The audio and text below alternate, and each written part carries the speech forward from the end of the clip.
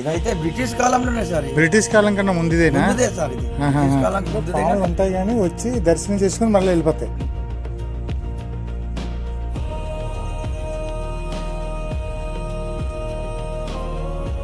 ఇప్పుడే ఇక్కడ ఏమీ లేరు ఎవరును, ఆ టైంలోనే ఎలా కట్టారో మరి దీన్ని. Hello, welcome to my channel. So ఇప్పుడు మీరు గిరిజన కొండల్లో, ఎత్తైన కొండల్లోని లంబసింగి నుంచి సుమారుగా 20 కిలోమీటర్ల దూరంలోని మడిగుంట అనే ఒక ప్రాంతం ఉంది. ఆ ప్రాంతంలోని చాలా సంవత్సరాల నుంచి ఉన్నటువంటి ఒక శివాలయాన్ని మీకు చూపెడుతున్నాను. చుట్టూ ఒక ఇల్లు ఉండదు, ఒక పాక కూడా ఉండదు, చుట్టూ కొండలు, ఎత్తైన ప్రాంతం. ఒక రోడ్డు కూడా ఉండదు, అంతా మట్టితో కూడినటువంటి రోడ్డు.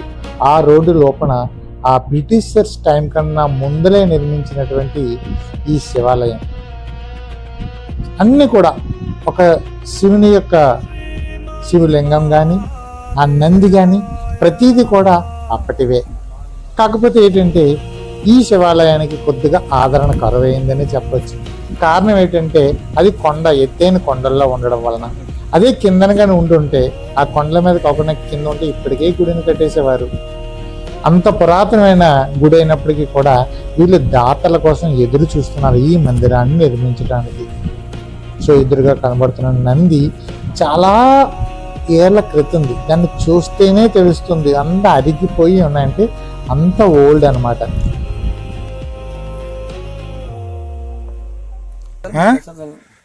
రెండో శతాబ్దం. ఎక్కడెక్కడి నుంచి వచ్చి ఇక్కడికి వచ్చి దండం పెట్టుకునేవారా? అంటే ఈ చుట్టుపక్కల మేము అక్కడి నుంచి కూడా ఇక్కడ మా మండలం మొత్తం ఇక్కడికి వచ్చి దండం పెట్టుకునేవాళ్ళం సార్. ఈ పెద్ద నందికి పక్క విలేజ్ నుంచి వాళ్ళు తీసుకెళ్లిపోయారు. దీని పక్కన ఇంకో నంది ఉండేదా? పెద్ద నంది ఇప్పుడు ఈ నంది ఉంది సార్.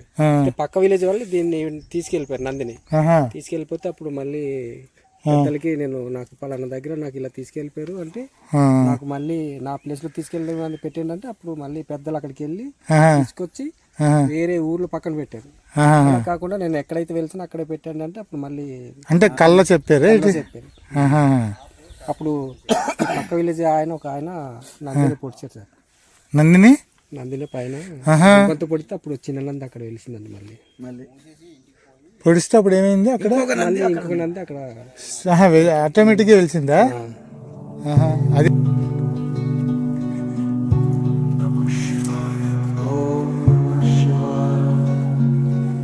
ఇవన్నీ పాము పుట్టలు.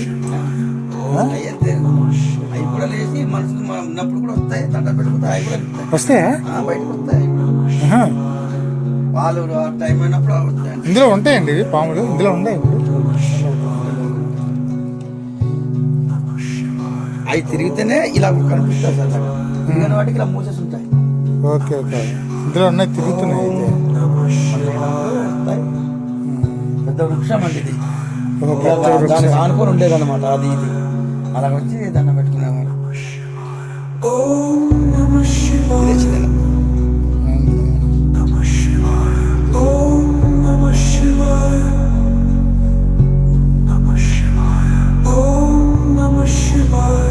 వినాయకుడే. ఈ వినాయకుడి కూడా చాలా పాతదే.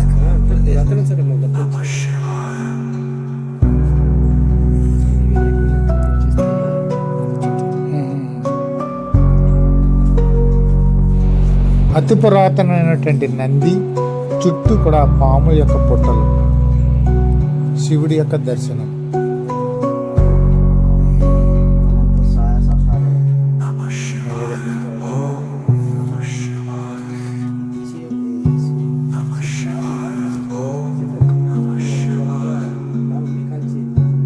ఇప్పుడు తయారై ఉంటుందండి ఇది. ముందుదే కానీ తర్వాత అయితే కాదు. తర్వాత కాదు. బ్రిటిష్ కాలంలో మా తండ్రులు ఉండేవాళ్ళు, వాళ్ళు చెప్తేనే మాకు తెలిసింది. వాళ్ళ తండ్రులు చెప్పారు. ఇక్కడ మరి వెలుచడం జరిగింది శివాలయం అనేది.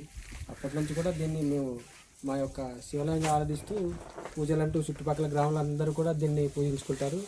మరి ఈ యొక్క శివాలయాన్ని స్పెషల్ అంటే ఏదైనా బలంగా నమ్ముకున్నప్పుడు మనకి ఆ యొక్క కోరికలు తీర్చడం వల్ల ఈ యొక్క శివాలయాన్ని చాలామంది చుట్టుపక్కల గ్రామస్తులందరూ కూడా వచ్చి దీన్ని ఆరాధిస్తుంటారు సార్. అప్పుడైతే కొంతమందికి కనిపిస్తుంది. సో ఇందులో పాములు ఉంటాయి కానీ వచ్చి దర్శనం చేసుకుని మళ్ళీ వెళ్ళిపోతాయి. శివాలయంలో దగ్గర కంపల్సరీగా అది కంపల్సరీ ఉంటుంది సార్. అది మొన్న మా గ్రామస్తులందరూ కూడా కార్తీక మాసం ఎప్పుడైతే పూజలు స్టార్ట్ చేసినా 2వ కార్తీక మాసం రోజే సార్ ఇక్కడ వదిలిందా? ఇక్కడ ఈ గుడి దగ్గరే. సో వచ్చి అవి కూడా దర్శనం చేసుకుని వెళ్ళిపోతాయి.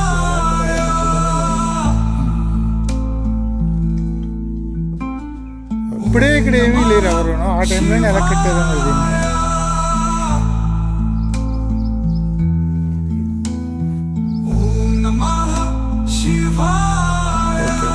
ఇదండి గిరిజన కొండల్లో ఉన్నటువంటి శివాలయం యొక్క ప్రత్యేకత, దాని యొక్క విశేషాలు.